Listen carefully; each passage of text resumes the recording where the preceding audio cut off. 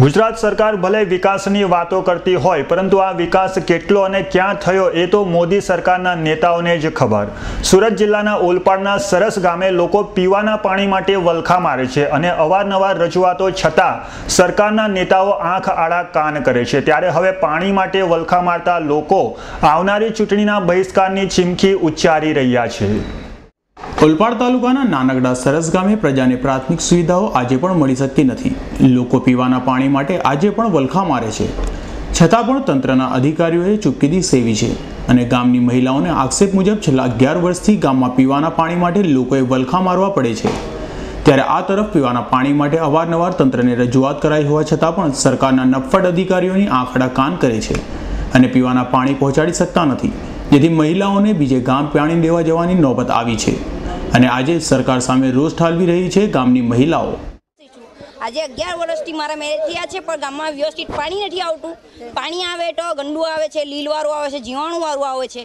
આ પ્રોબ્લેમ અમને હંમેશા રહી છે। ગામમાં ખારા પાણીઓ છે, ગામની અંદર બોર કરે છે, પાણી ખારું નીકળે છે। અમારે પીવા લાયક પાણી નથી, ખેતી માટે પણ પાણી નથી। આ માટે અમારી માંગ એવો કપડાં ધોવા માટે વ્યવસ્થિત પાણી મળતા નથી। સિંચાઈ માટે પણ અમને એટલા ટાઈમથી પાણી મળે કે 15 દિવસનું રોટેશનમાં આટલા 100 વીઘા રોવાવી હોય એ વાત મુશ્કેલ પડે છે। કારે ગામની અંદર પુષ્કળ પાણી મળે છે, અમારા લાસ્ટ ગામ છે, લાસ્ટ ગામમાં પાણી નથી મળતું। છેલ્લા ઘણા સમયથી પીવાના પાણીને લઈ ગામની મહિલાઓ ત્રાહિમામ પુકારી ઉઠી છે, જેને લઈ અકળાયેલી મહિલાઓએ ગામને પાદરે એકત્ર થઈ ભારે રોષ ઠાલવ્યો હતો તેમજ પોતાની માંગને લઈ સૂત્રોચ્ચાર પણ કર્યા હતા।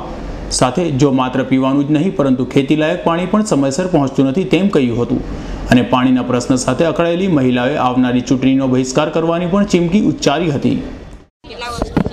અમારે ગામમાં અમારે પણ પાણીની બહુ મુશ્કેલી છે। અમને પીવાનું પાણી પણ મળતું નથી ને આજે 15-20 મહિનાથી પણ અમને પીવાનું પાણી અમે બીજી જગ્યાથી લાવીએ છીએ અને ગામમાં તળાવ પણ ખાલી છે। આજે અમે પાણી લેવા કાં જ જઈએ, મોટર ચાલુ કરીએ પણ મોટર પાણી નળ આવે તો અમે મોટર પણ ચાલુ કરીએ ને સિંચાઈ માટે પણ પાણીની વ્યવસ્થા મળતી નથી અમને પૂરતા પ્રમાણમાં। જો પાણી નહીં મળશે તો અમે મત આપવાના નથી અને હડતાળ પર ઉતરી જશું। વર્ષોથી પીવાના પાણી માટે લોકો વલખા મારે છે, છતાં પણ તંત્ર દ્વારા અધિકારીઓના આમ જનતાની લગીરે ચિંતા જ ન હોય તેવું પીવાનું પાણી પહોંચાડી શકતા નથી। ત્યારે વિકાસની ગુલબાગો ફૂંકતી રાજ્ય સરકાર કેમ પાણી પહોંચાડી શકતી નથી તે મહિલાઓ પૂછી રહી છે। નરેશ પટેલનો રિપોર્ટ S9 ન્યૂઝ ઓલપાડ।